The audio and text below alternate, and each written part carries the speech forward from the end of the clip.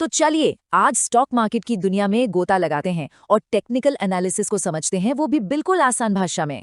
ये उन सब के लिए है जो जानना चाहते हैं कि भाई ये चार्ट्स और ट्रेंड्स आखिर काम कैसे करते हैं। चलिए एक बहुत ही चौंकाने वाले आंकड़े से शुरू करते हैं। 98%।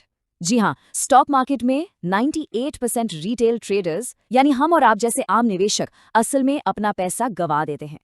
तो सबसे बड़ा सवाल यही है कि आखिर ऐसा होता क्यों है। इसका जवाब पता है कहाँ है? नंबरों में नहीं, बल्कि हमारे दिमाग में, हमारी ट्रेडिंग साइकोलॉजी में छिपा है। चलिए इसी को समझते हैं। तो सबसे पहले हमें ये समझना होगा कि ज्यादातर ट्रेडर्स हारते क्यों हैं। इसके लिए हमें उस 98% लोगों की मानसिकता, उनकी सोच को जानना होगा। देखिए, ये एक जीरो सम गेम जैसा है। मतलब किसी का फायदा किसी दूसरे का नुकसान होता है। जो 2% लोग पैसा कमाते हैं ना, उन्हें ऑपरेटर्स या बड़े खिलाड़ी कहते हैं।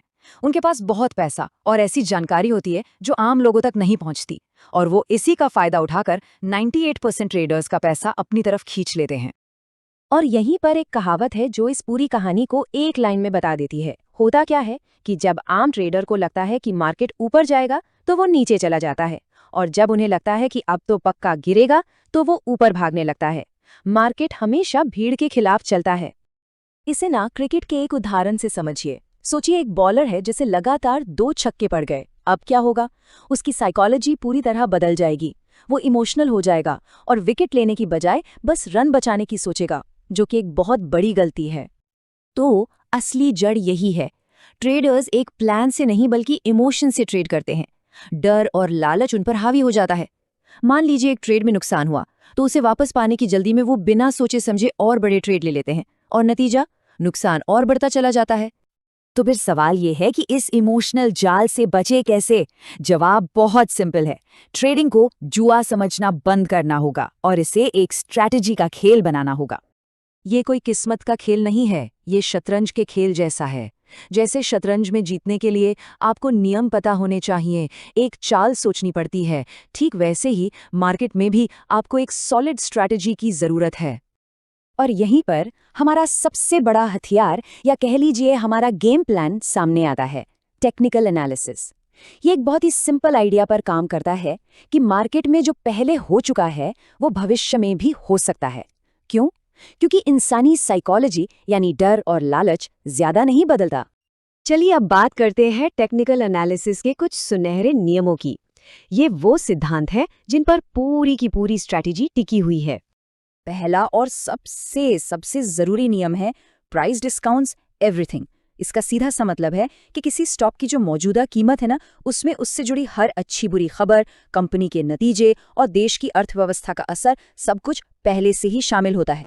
इसलिए एक टेक्निकल एनालिस्ट इस बात पर ध्यान नहीं देता कि कीमत ऊपर या नीचे क्यों जा रही है। वो सिर्फ इस पर फोकस करता है कि क्या हो रहा है। मतलब चार्ट पर कीमत बढ़ रही है या घट रही है, बस यही मायने रखता है। और इसी से निकलकर आती है ट्रेडिंग की दुनिया की सबसे मशहूर कहावत, the trend is your friend, यानी ट्रेंड आपका सबसे अच्छा दोस्त है। ये बिल्कुल पतंग उड़ाने जैसा है। सोचिए जरा, आप हवा के खिलाफ पतंग नहीं उड़ा सकते हैं, है ना? ठीक वैसे ही अगर मार्केट का ट्रेंड ऊपर का है तो आपको उसके साथ चलना है, उससे लड़ना नहीं है। ट्रेंड के साथ बहने में ही समझदारी है। ठीक है, नियम तो समझ लिए, पर अब सवाल ये है कि चार्ट पर असल में देखना क्या होता है। वो कौन से संकेत हैं जो मार्केट हमें देता है? टेक्निकल एनालिसिस में हम कुछ खास चीजें देखते हैं। पहला, ओवरऑल ट्रेंड, मार्केट ऊपर जा रहा है या नीचे। दूसरा, सपोर्ट और रेजिस्टेंस, मतलब वो लेवल जहां से कीमत बार बार घूम जाती है। और तीसरा, वॉल्यूम, यानी कितनी खरीदारी या बिकवाली हो रही है। ये सारी चीजें मिलकर हमें खरीदारों, जिन्हें हम बुल्स कहते हैं, और विक्रेताओं यानी बेयर्स के बीच चल रही लड़ाई की पूरी कहानी बताती हैं, और इसी लड़ाई का नतीजा तय करता है कि मार्केट किस दिशा में जाएगा। तो चलिए अब इन सारी बातों को एक साथ जोड़ते हैं और एक सिंपल सा 4 स्टेप का प्लान बनाते हैं, जिसे कोई भी अपना पहला एनालिसिस करने के लिए इस्तेमाल कर सकता है। ये रहा वो 4 स्टेप प्लान। सबसे पहले ट्रेंड पहचाने, मार्केट ऊपर है, नीचे है या साइडवेज। दूसरा, सपोर्ट और रेजिस्टेंस लेवल ढूंढें, वो जगहें जहां कीमत रुक सकती है। तीसरा, दबाव देखें, खरीदार हावी हैं या विक्रेता। और आखिर में स्टॉक की ताकत परखें, क्या वो पूरे बाजार से ज्यादा मजबूत है या कमजोर। हाँ, पर एक बात हमेशा याद रखनी चाहिए, ये कोई रातों रात अमीर बनने की स्कीम नहीं है। किसी भी दूसरी स्किल की तरह इसमें भी आपको सीरियसली पढ़ना होगा, खूब प्रैक्टिस करनी होगी और धैर्य रखना होगा। तो बस आखिर में इतना ही। जैसा कि कहावत है, अभ्यास में बहाया गया पसीना जंग में खून बचाता है। ट्रेडिंग में इमोशंस को कंट्रोल करके एक प्लान के साथ प्रैक्टिस करना ही आपको उस 98% की भीड़ से निकालकर सफल 2% में ला सकता है।